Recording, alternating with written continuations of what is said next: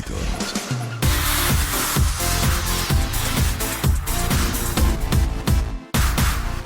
Doctora Mercedes, ¿cómo está? Buenas tardes, bienvenida. Muchísimas gracias, Gladys. Estoy muy bien y veo que tú también. Gracias a Ay, Dios y de gracias. buen humor como siempre. Siempre, siempre, procurando.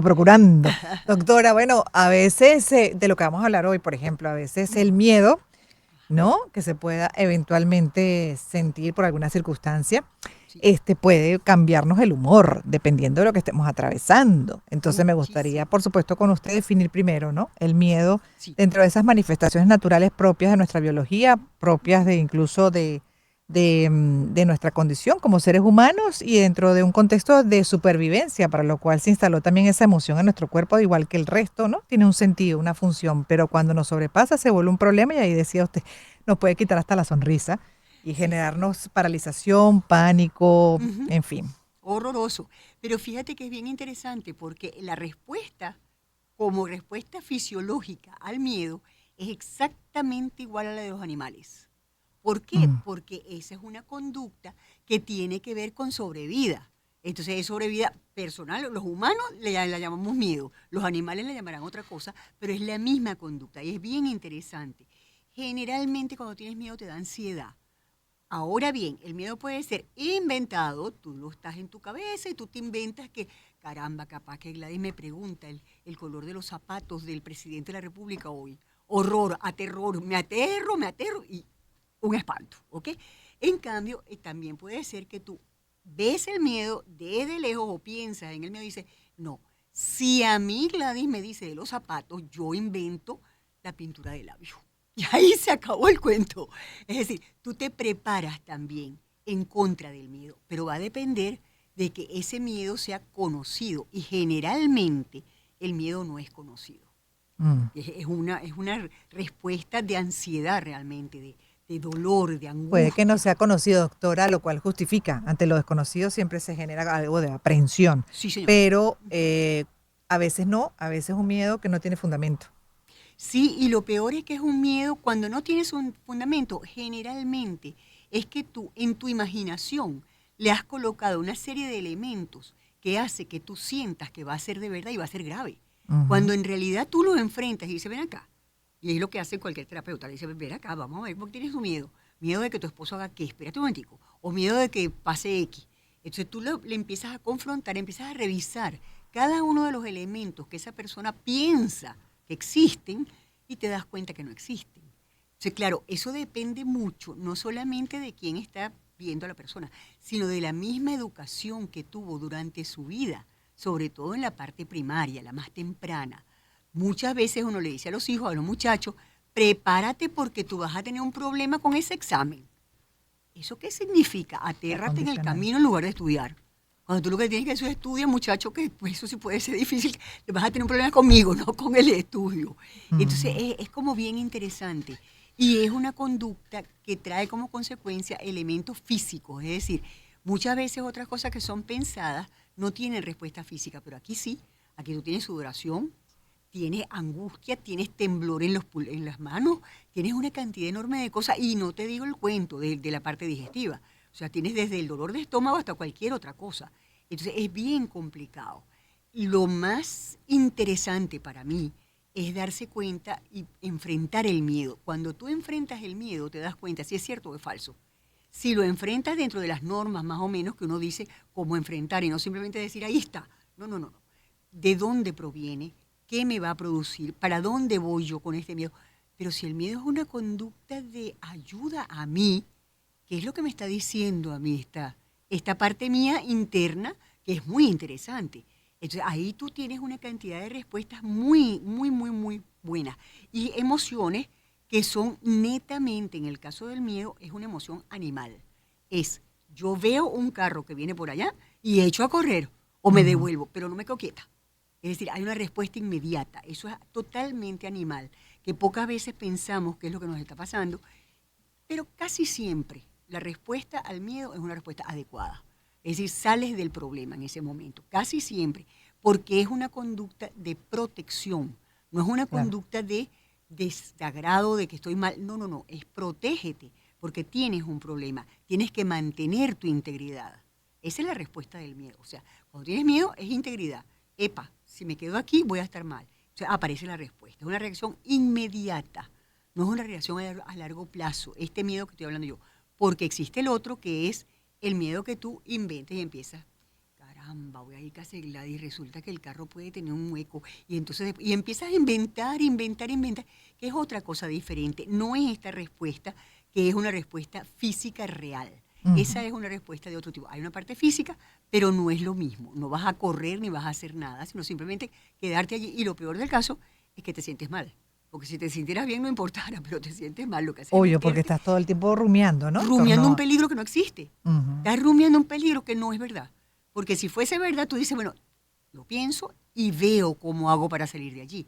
Pero si no es cierto, ¿cómo vas a salir? No puedes enfrentarte a Y una... mientras estás pensando todo eso, tu cuerpo está disparando una Sí, cantidad, ajá, sí, señor. de síntomas. Sí, dispara completo. O sea, te da toda la sensación de angustia, de taquicardia, la frecuencia cardíaca, frecuencia respiratoria, contractura muscular. O sea, a la final estás vuelto realmente un problema para ti.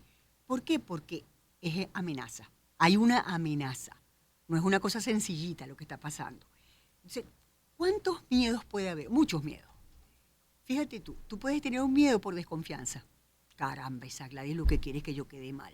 Estoy segura que eso es lo que ella va a hacer y me va a preguntar una cosa horrible. Entonces, claro, yo me asusto solita, sin preocuparme de nada más. Es un miedo por desconfianza. Es diferente, pero si yo lo elaboro suficientemente, va a ser igual que el otro. Voy a tener Claro. una respuesta muy física, ¿verdad? Generalmente el miedo es propio de personas jóvenes. ¿Por qué? Tú dices, ¿por qué? Ah, bueno, porque la gente joven es la que se mete en problemas, es la que sale corriendo por la calle, es que está a la calle a medianoche, está manejando como sea, Pero etcétera, qué etcétera. curioso, porque más bien uno asocia a los jóvenes, sobre todo los adolescentes, como temerarios, de que Ujú. justamente por no tener mucha conciencia de las consecuencias de los actos, pues a veces se meten en unos líos innecesarios, Sí, arriesgan hasta la vida. Entonces, es como eso paradójico lo que acaba de es decir. que es propio de la adolescencia, de los muchachos jóvenes, porque ellos no ven el futuro, ellos ven el presente. O sea, Ujú, recuerda que ellos están aquí. Ah, no, pero yo lo que hago es que hago esto, esto y esto, y sale así asado. Eso es lo que tú te crees que va a salir. Pero no ven el futuro y no dicen, ¿y si no sale así? ¿Y ujú. si pasa tal cosa? Ah, pero esa parte no la ven. Eso es propio de la juventud. Gracias a Dios. Somos diferentes y ellos se divierten mucho más que nosotros. Eso es absolutamente Sí, uno cierto. tiene que estar detrás cuidando mucho, Sí, porque se claro, meten. para eso uno es mamá. Ahí no Y te nos tienen a salva. todos tenemos todos nosotros, entonces el miedo instalado, gracias a eso que explica y muy bien. Sí, Pero, señor. Pero fíjate cómo será la cosa del miedo, que hay toda una estructura en Estados Unidos para tratar miedo. Es bien interesante, ¿ok? Porque, ujú, y se llama positivo, mental training. O sea, te van a enseñar a pensar en forma positiva. Fíjate claro. qué lindo. Aquí no lo tenemos, es bien llamativo, pero no lo Con tenemos. criterio de realidad, doctora, porque no quiere Claro, decir que uno, exacto, identificar bien los riesgos, los ¿no? riesgos que tiene. Pero para eso tienes que tener cierta edad. Tú coges a un muchacho joven y le dices, identifica los riesgos y dices, no, hombre, eso no me va a pasar a mí. Eso es la Ujú. primera respuesta, a mí no me va a Infalible, pasar. Entonces, inmortal. sí, señor. Ujú, Entonces, en general puede realmente el miedo extenderse lo suficiente como para ser muy incómodo, muy desagradable y llegar a enfermarte. No se puede estar pensando cosas que no son ciertas, que nos lleven a liberación de adrenalina y problemas físicos, etcétera, etcétera, porque eso te va a llegar a enfermarte. Entonces es importante que uno tenga cuidado. Existe el miedo cultural. Es decir, yo me voy a una cena de, yo qué sé, otra cultura. Y entonces, ay Dios mío, ¿será que yo voy a comer bien? ¿Cómo me va a quedar? ¿Cómo ujú. cogerán el tenedor el cuchillo? Todo eso genera miedo y puede hacer que tú, en lugar de hacer un performance, una actitud mejor, la hagas peor porque estás tan angustiado que terminas en un miedo cultural que no es muy bueno, ¿no? Pero eso es así. Y a la larga, lo bueno del miedo es que te trae cambios de conducta. Cuando tú empiezas a manejar el miedo, dices, ah, no, pero ya va. Yo puedo A, B, C y D. Y esos cambios de conducta generalmente son protectores. No son cambios de conducta locos de que me voy a meter en tal parte. No, no, no.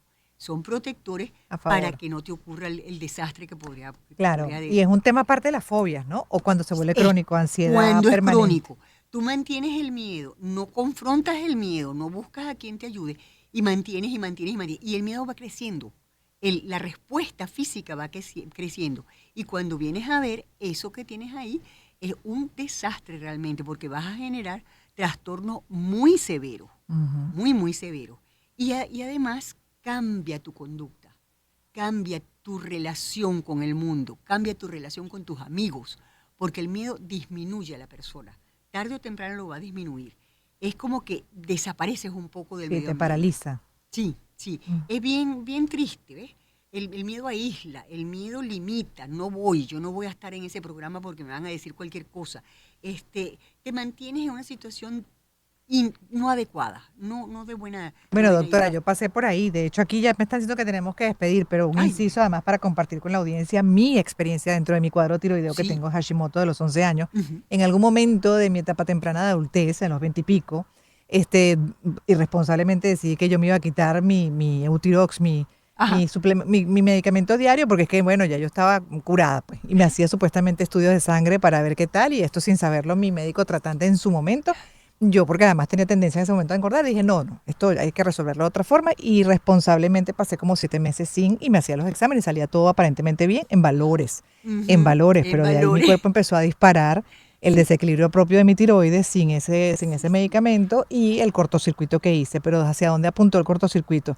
Desarrollé poco a poco y además yendo a todos los médicos a tratar de entender qué es lo que me pasaba y ninguno me preguntaba en ese momento que si yo, bueno, tenía problemas tiroideos y que si estaba o no tomando medicación. Hasta que finalmente alguien después de los 8 meses y sufrí bastante, dio en el clavo y ya, bueno, la historia es otra.